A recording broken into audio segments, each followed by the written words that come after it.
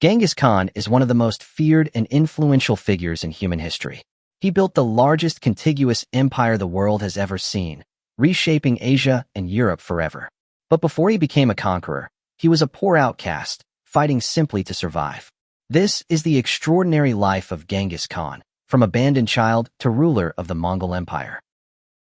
Genghis Khan was born around 1162 on the Mongolian steppe. His birth name was Temujin.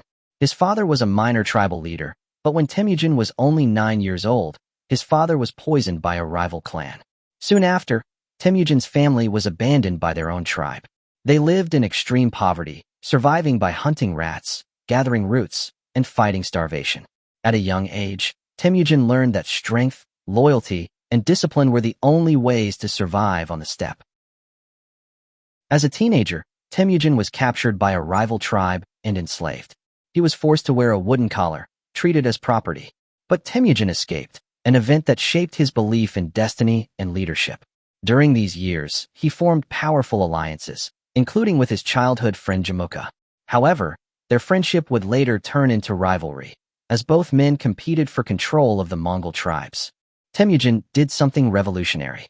Instead of ruling based on noble bloodlines, he promoted people based on merit and loyalty. This earned him fierce devotion from his followers. Through a series of brutal but strategic battles, Temujin defeated rival clans one by one.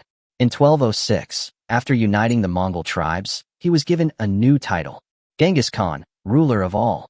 At this moment, the Mongol Empire was born.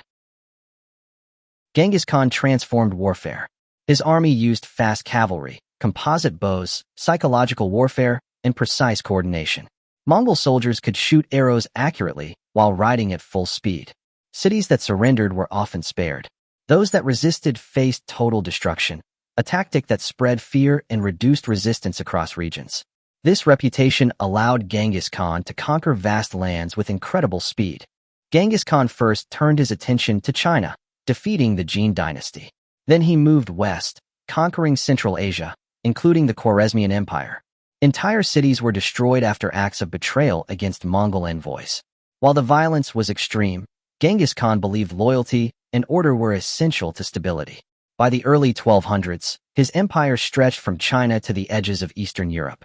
Despite his brutality in war, Genghis Khan introduced progressive ideas for his time.